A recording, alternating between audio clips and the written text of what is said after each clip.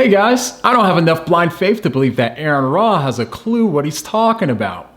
So someone sent me a video that they wanted to hear my response to. It was a video from Aaron Ra, who's the former president of the Atheist Alliance of America and the regional director of the American Atheists. He put out a video a while back called Theism is Not Rational, in which he responds to a video from Peter Kreeft, who's a philosophy professor at Boston College. Now, I'm pretty busy these days working on the documentary and traveling a lot and also working full time, but once I saw this video, I just couldn't resist. So hang tight because man, this should be rich.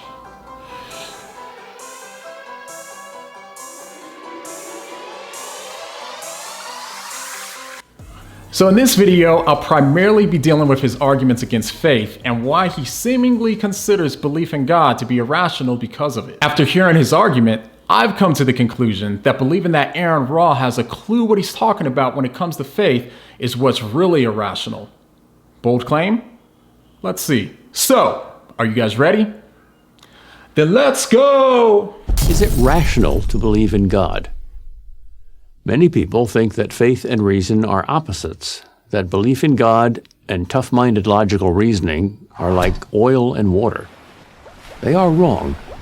Belief in God is far more rational than atheism. No, sir, you are wrong.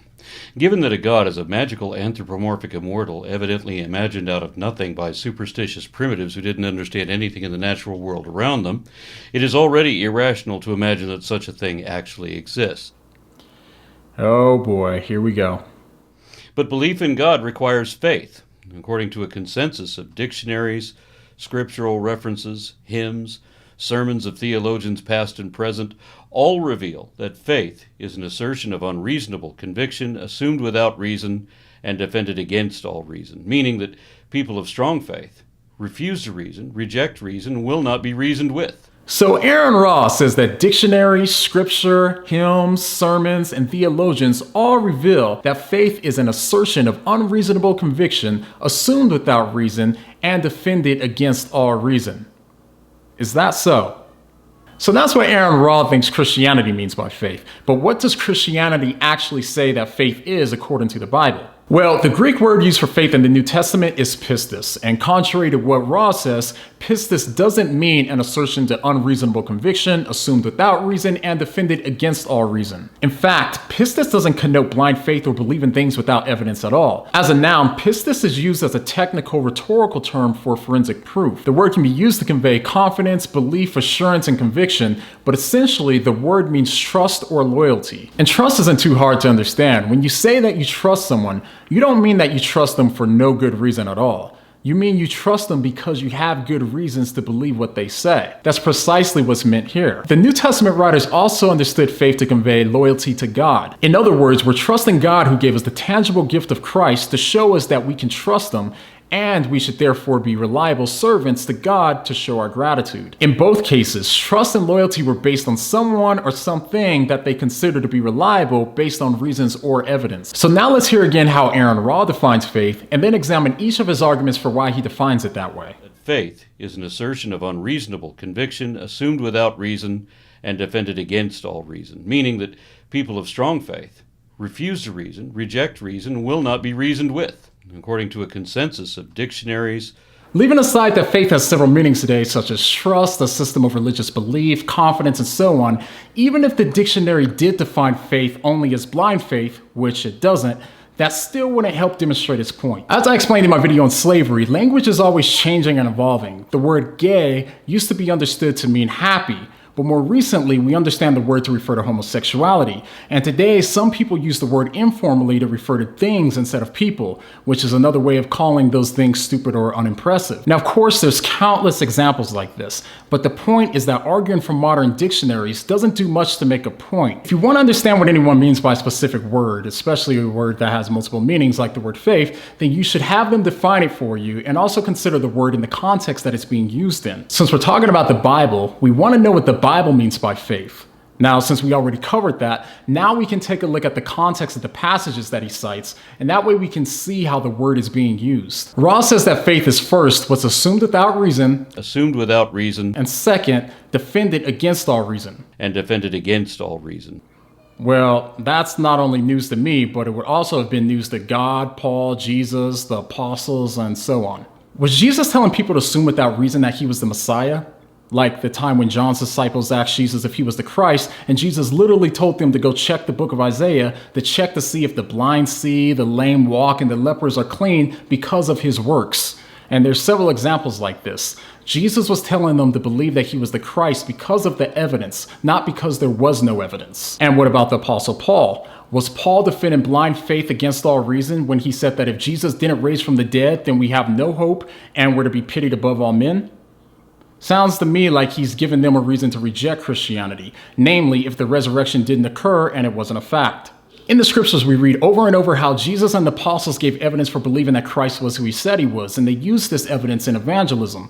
They would tell people to believe that Christ was the Messiah, not only because of the evidence of the miracles that Jesus performed, but also the prophecies from the Old Testament that Christ fulfilled, the fact that the tomb was empty, for them to consider the reason and the logic, the eyewitnesses to Jesus after he's been resurrected, and so on. Now, couple that with the fact that they never once told someone to believe without evidence or reasons, or even as a substitute for evidence or reason. This fact alone should be enough to see that quote mining for verses that you think show that the Bible supports blind faith is not an honest way to look at the scriptures. So how did Ra come to such a radically different conclusion by pointing to the scriptures to justify his claims? Now, I will say I'm glad that he does at least reference the Bible, because if you want to know what the Bible means by faith, you should probably go to the Bible first to make your case. So let's see what verses he references in support of his conclusion.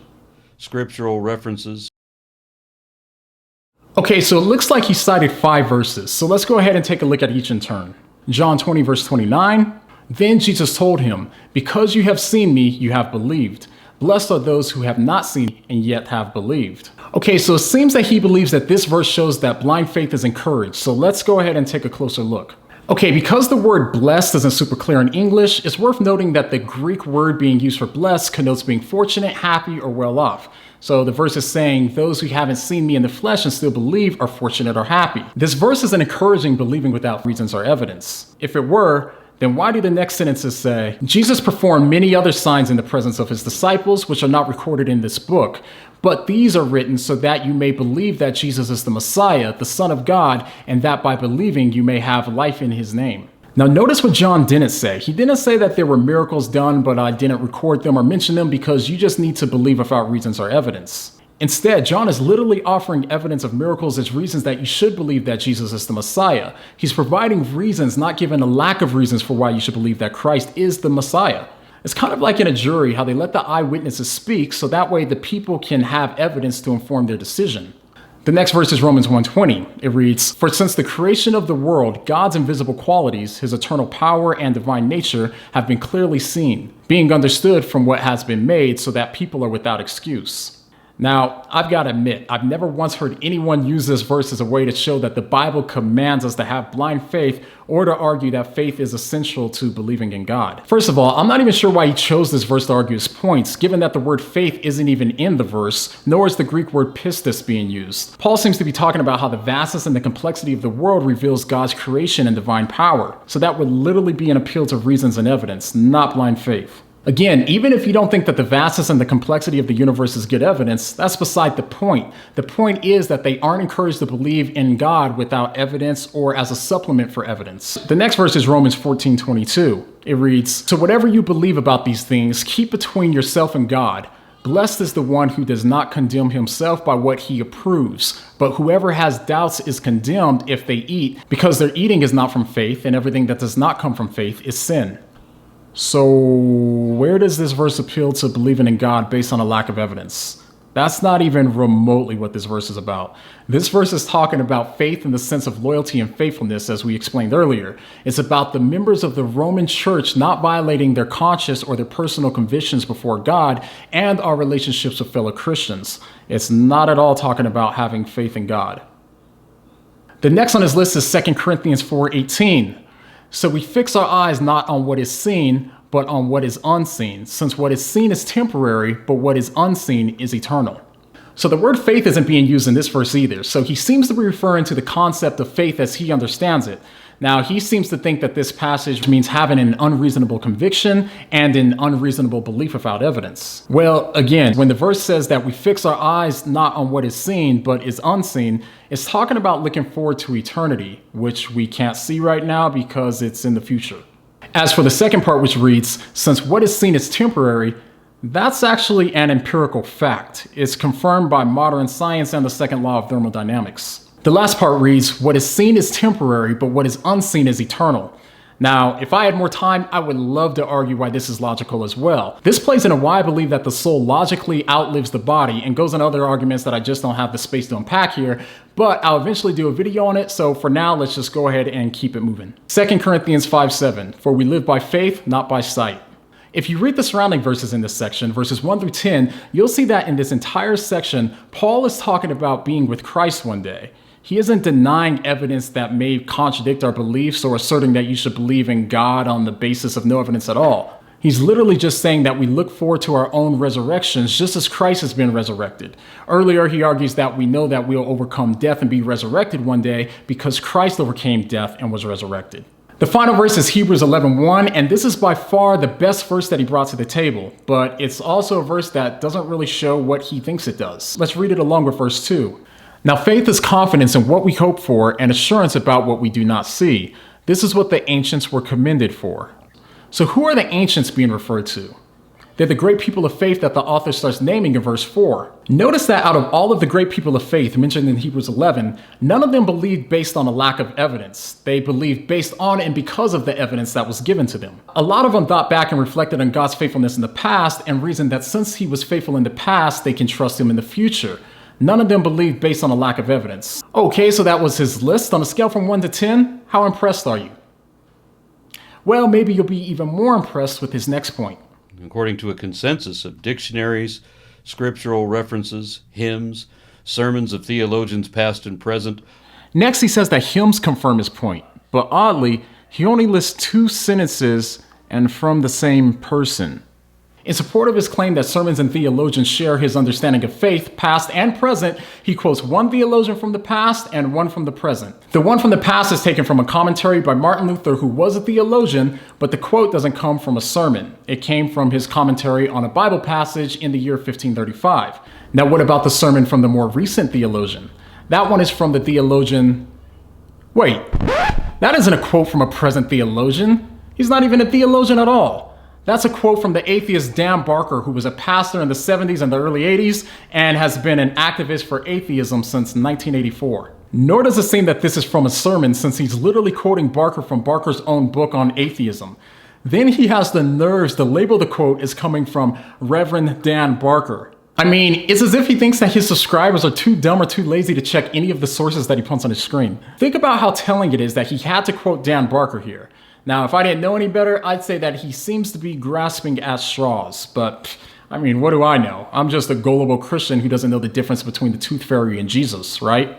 So I guess we can say that his list was a little less than impressive, but as you know, I can be a nice guy once in a while, and today, I'm feeling a little extra nicey. So let's pretend that he had thousands of quotes from Christians throughout the centuries who understand faith in the exact same way that he does. Now, what follows from that? Does that mean that the Bible teaches blind faith? Well, as we said before, if you want to know what the Bible means by faith, you've got to go to the Bible. Ultimately, it doesn't really matter what other people believe. Personally, I couldn't care less if his definition were shared by every pastor and every modern dictionary in the entire universe. That doesn't change what the Bible actually teaches that faith is. And what the Bible doesn't teach is that faith is blind and has nothing to do with evidence. Even the Christians who aren't into apologetics will cite personal or subjective evidence in support of their faith. Now, you may disagree with the quality of the evidence, and maybe even rightly so, but that's not the point. The point is that the vast majority of Christians don't understand the word faith to mean belief founded on no evidence at all, as Raw asserts. Your disagreement with them would just be over what counts as evidence. It is never wise to be completely convinced of anything told by another without question, without reservation, or without reason, or simply to assume anything without precedent or parallel, especially in the absence of verifiable evidence and despite all the overwhelming evidence to the contrary. Hey, I couldn't have said that better myself. That is about as irrational as it is possible to be. So we're all clear here. According to Aaron Ra, to be the most irrational that you could possibly be is being, and I quote, completely convinced of anything told by another without question, without reservation, or without reason, or simply to assume anything without precedent or parallel, especially in the absence of verifiable evidence or despite overwhelming evidence to the contrary. Given what he said, we should expect such a reasonable and fact-following guy to be moved by the overwhelming evidence to the contrary and admit that he's wrong on this one. Wouldn't you agree? The conclusion that God exists doesn't require faith. You know better than that. Yes, it absolutely does, and as a Christian, you know that it does. No, following an inference of the best explanation does not require faith. Again, faith is trust or loyalty, not a blind leap in the dark. It doesn't take faith to reason by inference to the best explanation. A firm conviction without any evidence is necessary for your belief system. That's why it's praised throughout your doctrine and promoted as the highest priority and an obligate requirement of salvation. You know better than that. My goodness, it's praised because it's putting your trust in Christ or being loyal to Christ. But due to the fact that he has a definition of faith that the Bible doesn't even agree with, it led him to go on his weird preachy rant thingy, barking at this gigantic man made of straw that he created. Atheism requires faith. I'm not just an atheist and an anti-theist. I'm an epistivist. That means that I reject faith as being the most dishonest position it is possible to have. There it is again, the word dishonest, which is a favorite of atheists who misunderstand your position or assume that you have their bad objections in mind when you record your video, and always conclude that you must always be intentionally lying because they disagree with you. I mean, even if you are wrong, to these guys, it's not enough for you to just be wrong or even ignorant about something. No, you have to be dishonest and a liar. That's how they roll. And of course, they couldn't possibly consider that maybe they're actually the ones that are wrong or not know the same stuff that you know. It's a mantra for those suffering from ARCS, which is an extremely tragic condition. It really is inherently dishonest, and you already know that it is. That's why you assert as fact things that are not evidently true. That's why you just told both of the lies you just did, lies of projection and equivocation. So apparently, it wasn't enough for just faith to be the most dishonest position that a person could possibly have, but also that Kraft couldn't just be wrong or misunderstood, or that Ra couldn't be wrong about the word faith. Instead, Kraft must be intentionally lying. I see it from theists all the time, but understand that you don't have evidence, and we don't have faith. As for Kraft, when it comes to saying that atheists have faith, he seems to just be making a rhetorical point by using the word faith in the way that Ra was using it to make his point. The point seems clearly rhetorical. In order to preserve a preferred belief, you're trying to distance yourself from faith and trying to project all your own faults onto those who will not share any of those flaws, misrepresenting our position as a straw man fallacy. I won't let you do that. Well, Aaron, consider me returning the favor. You've misrepresented our position, which is a straw man fallacy. You say that Kraft knows better and that faith is really just an assertion assumed without evidence and defended against all evidence, but in reality, that isn't what Kraft is arguing from, nor is it what Christianity teaches. Now, to be clear, most of the YouTube channels that I watch, like Cosmic Skeptic or Matt Dillahunty or Genetically Modified Skeptic and others, in my view, their videos are light years better than this. So I don't want to give off the impression that this video represents the best that atheists have. I promise you, it doesn't. But with that, if you want to accuse me of attacking low-hanging fruit by responding to this video, let's just say that I wouldn't call you dishonest. What's so bad about this is that if anyone should know what the Bible says about faith, I would assume it would be the former president of the Atheist Alliance of America, who served as the regional director of the American Atheists. I mean, shouldn't a necessary qualification be having a basic understanding of the Bible that they spend so much of their time criticizing? Or not? Well, there you have it. And there's plenty more in the video that we weren't able to get into today. But of course, the link is in the description. And if you want me to do a video on the rest of it or another point brought up in the video, which I'd love to do, by the way, just go ahead and let me know down below. And if enough people request it, then I will. And if not, then I'll just see you on the next one. So peace out, meme team. And before I go, the next time that Aaron Ra says pretty much anything that he said in that video, what are you going to say? What do you mean?